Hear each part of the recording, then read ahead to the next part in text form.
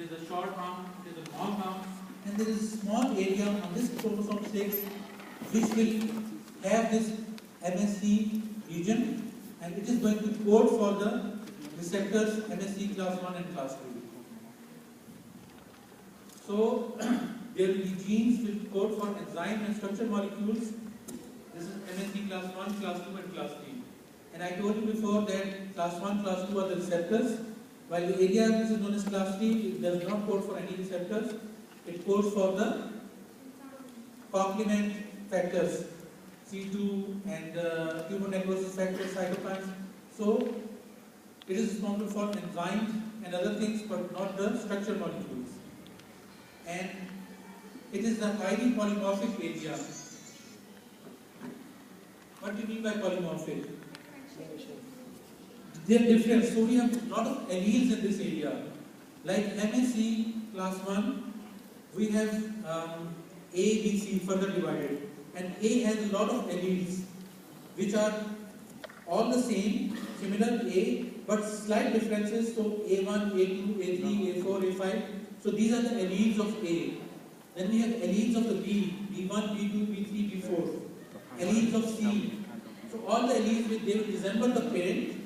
Like all the A's will be resembling the A, but we have minor differences. So these are the alleles. So in all these MSCs we have alleles, the number of alleles, and that makes you and me different from each other. So we all inherit these alleles, one pair from our father and one pair from the mother. And it's a combination, just like the RBCs, we have groups A, B, O and AB. So in any combination we'll have one of this group. So in MSCs also we will inherit, but there are a lot of alleles. So we can inherit these different alleles, and so we'll have a different MSC from the other. And there is chance in the siblings that they may resemble each other. The twins, they will have the same MSCs. So this is the short arm of chromosome 6, and you can see there is an area called MSC class 1, and then we have area called MSC class 2, and in between we have MSC class 3. The class 1 is further divided into A, B, C, and then E, F, G. Further we have a lot of different locus or loci, but the three of these three are very important for rejection. And in the D region, we divide into sub-regions called DP, DQ, DR. Now, this MSC class 1 and class 2, what is the difference? That is, the MSC class 1, I told you, is present on, yeah, it presents antigen to CD8, but it is present on which type of cells? All the cells of the body, the nucleated cells. So, MSC class 1 is present all the nucleated cells of the body, but MSC class 2 is present only in the antigen-presenting cell. So, what's the significance that, like the viral infection or tumor transformation, whenever the virus enters into any cell, nucleated cell of the body, the cell will digest that antigen and it will process that antigen and present it with MSC class 1 to the T cell. And which type of T cell? The CD8. And the CD8 T cell will kill that cell, so there is no environment for the virus to divide. So in this way our body gets rid of that infection. Or whenever there is tumor transformation in the cell, those antigens which are not normal in that cell, they are being presented by the MSC of that cell onto the surface, and the T cell will come, recognize those altered antigens, and they will kill that cell and be protected from the tumors. Okay? So, MSC class 1 is going to present antigen to CD8 T cell, which are the cytotoxic T cell, and they are going to kill that cell. While antigen presenting cells, these are the cells which have MSC class 2, and they will present the foreign antigens which enter from outside, phagocytosed by these cells, break it into pieces and present it to the CD4 T cells. So the MSC molecule again is co-dominantly expressed. So all of them will be presented. each member from each, like the mother and the father. So we'll have 2 A's, 2 B's, 2 C's. And class 1 gene complex contains 3 major loci, A, B, C, more than 100 alleles, and D has the DP, DQ, DR, just a diagram. And class 3, I told you, it codes for complement 4, complement 2, factor B, human heterosis factor. Now, you should know the structure of MSC class 1 and MSC class 2. So all of the MSC class 1, A, B or C, they have the same structure. And what's the structure? We have a long chain, alpha chain, and a small beta chain, also called as beta 2 mitoglobulin.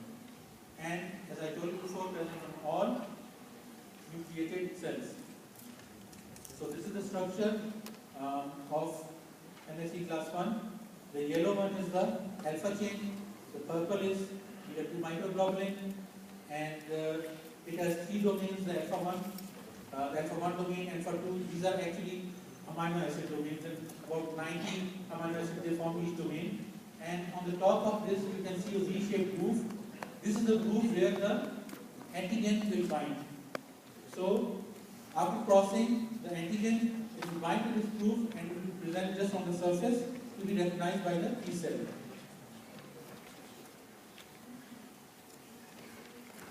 So 3 domains, alpha 1, alpha 2, alpha 3, and then it has a transmembrane portion, the cytoplasmic, and each domain is composed of 90 amino acids. It has a peptide binding region formed by alpha 1, alpha 2 domain, and alpha 3 domain is the site where it interacts with the CD8. So T cell receptor, the T cell when it recognizes this antigen, it will attach to this alpha 3 domain. Here is the structure of class 1 and both class 2. You can see the difference.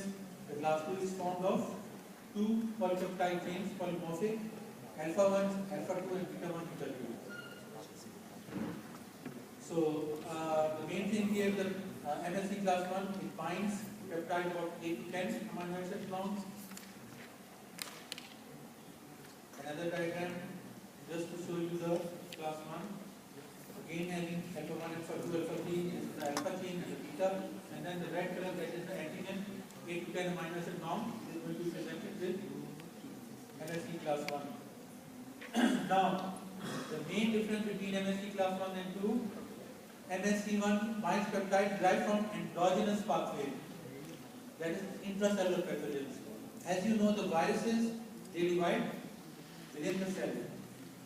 And similarly, the tumors, they produce antigens which are changed antigens produced by the cells. So the endogenous antigens are presented with MSC class 1. While the exogenous antigens, those after being phagocytosed, they will be presented by antigen presenting cell with MSC class 2. So this is the main difference, that MSC class 1 and MSC class 2. So this is the structure. You can see the red color T cell receptor and MSC class 1 blue color, and the yellow color is the antigen. So this is the first signal between the cell, antigen, and the T cell. Structure of class 2, it has 2 polypeptide chains, the alpha and the beta, and they have domains, 2 domains, alpha 1, alpha 2, beta 1, beta 2. It is a peptide binding groove. You can see this, the peptide binding groove is formed by alpha 1 and beta 1. Now that was 8 to 10 amino acids long. Here the antigen, the peptide which is being presented is 30 to 25 amino acid long. So it can present a bigger antigen. And MSC class 2 is present on antigen presenting cells. And what are the antigen presenting cells? Macrophages, dendritic cells, B cells also. MSC class 2 present peptide derived from exogenous pathway. I told you it will be phagocytosed from the outside and then presented. And it presents antigen to the CD4 or helper T cell. So So MSC class 1, all nucleated cell, MSC class 2, the beta cell, the antigen presenting cell, the macrophages.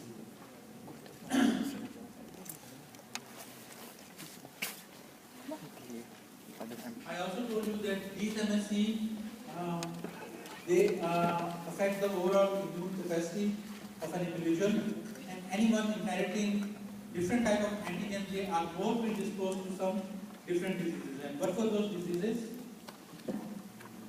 Like HLA-B27, any person inheriting HLA-B27 will be more predisposed to develop ankylosing spondylitis or post-monococcal arthritis. Then insulin-dependent diabetes, DR3, DR4, Sjogren's syndrome, rheumatoid arthritis. So these are different diseases which are associated with different MSCs. Anybody having different MSC are prone to diseases. So this is the association between HLA and diseases. Now the T cell activation and the B cell activation. T cell activation only takes place by antigen being presented to the T cell by either MSC class 1 or MSC class 2. Doctor, Yeah? do we need to know the alleles associated with diseases? Sorry, I cannot hear you. For each disease, do we need to know the allele? For Each? each disease, Uh-huh. do we need to know the No, for the main diseases you should know. what The common diseases. The common diseases which you encounter. So these diseases. Yeah.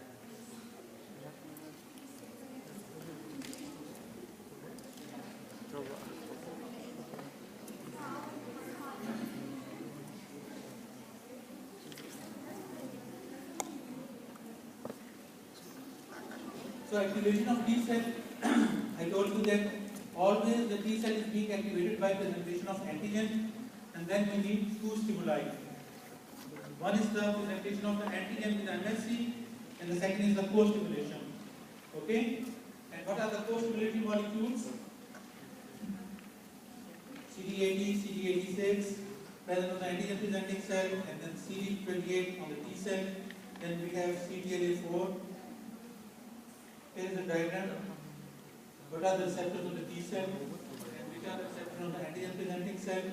So you need to know that there is a second stimulus which is required for T cell activation. Then this is a diagram. Also you should know that the T cell, once after being presented with the antigen, it differentiates into different type of T cell subsets depending on the environment. Like if we have certain cytokines in the environment like IL4, that's interleukin 4 and interleukin 2, the T helper cell when they proliferate, they will differentiate into T helper 2 type of cell. And T helper 2 type of cell will have an antibody-mediated immune response or humoral immune response. They are going to secrete some cytokines which are going to activate the B cell to produce more antibodies. Similarly, if the environment is like we have 4 interleukin 12 and gamma interferon, it will differentiate to T helper 1 type of cell, and T helper 1 cell, it produces cell-mediated immunity. Like for tuberculosis, when you read in your next sessions, you will find out that we have Th1 response to fight the intracellular organism like tuberculosis. Then the T regulatory cell, the Th17. So we have different type of T helper cells.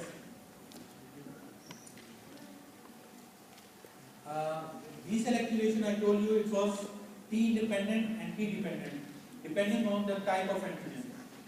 So the T independent antigen, they don't require any T cell help, and they are lipopolysaccharide in nature, and the antibody response is very much weak in this one, and it's usually IgM. Second response is similar to primary.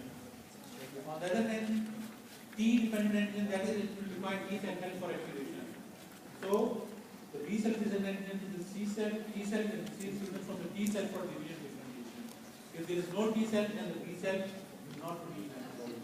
So there are two types of antigens, and they will stimulate the T cell depending on B cell, depending on whether they require the T cell help or without the T cell help. So this is a diagram just to show you the